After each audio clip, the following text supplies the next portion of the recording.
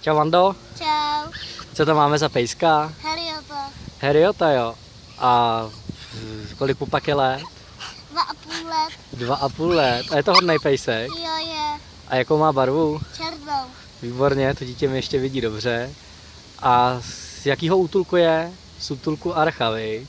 Útulku Harcha. Archa. Výborně. Heriote, pojď sem, pojď. No, jinak Heriote je teda 2,5 roku. Nehodí se teda k ostatním pejskům. Ale to, co myslíš, že je hodnej pejsek? Jo. Jo, myslím, že by si zasloužil domov. Každý si zaslouží domov, viď? Jo.